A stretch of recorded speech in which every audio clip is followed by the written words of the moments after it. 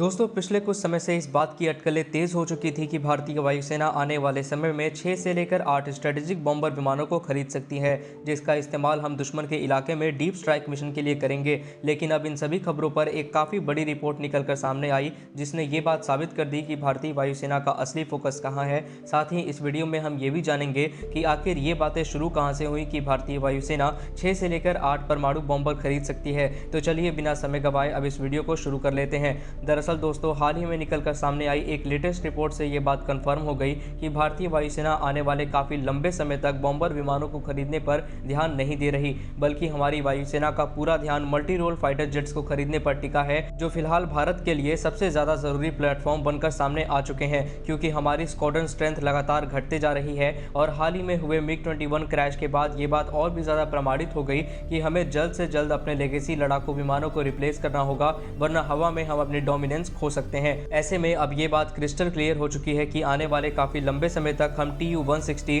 या फिर B-1 जैसे विनाशकारी बॉम्बर प्लेटफॉर्म्स को खरीदने के बारे में नहीं सोचेंगे। हालांकि सवाल ये उठता है कि आखिर इस तरह की खबरें शुरू कहां से हुई। तो दोस्तों भारत न्यूक्लियर बॉम्बर्स खरीदने वाला है, ये अटकलें तब शुरू हुई जब भारतीय वायुसेना के पूर्व एयर चीफ मार्शल अरूप राहत सर ने एक थिंक टैंक के साथ मीटिंग में भारत के लिए 6 से लेकर 8 की संख्या में ऐसे बॉम्बर्स की खरीद का समर्थन किया, ताकि हम चीन और पाकिस्तान जैसे देशों के खिलाफ अंदर तक डीप स्ट्राइक मिशन अंजाम दे सकें। लेकिन भारतीय वायुसेना ने आधिकारिक तौर पर इसमें अपनी कोई भी रुचि नहीं दिखाई है। वहीं पर आपको ये बात भी जानकर हैरानी होगी कि कुछ समय पहले भारत को रूस की तरफ से Su-34 एयरक्राफ्ट का ऑफर दिया गया था, जो एक फाइटर बॉम्बर है, लेकिन अपनी रिक्वायरमेंट को ध्यान में रखते हुए हमने इसे रिजेक्ट कर दिया, क्योंकि फिलहाल भारतीय वायुसेना सिर्फ ज़्यादा से ज़्यादा संख्या में एडवांस 4.5 जनरेशन लड़ाकू विमानों को शामिल करने पर ही ध्यान दे रही है, जिससे हम अपनी घटती स्क्वाड्रन स्ट्रेंथ को बचाने के साथ साथ एक टू फ्रंट वॉर के लिए भी तैयारी कर सकें। लेकिन दोस्तों आपको क्या लगता है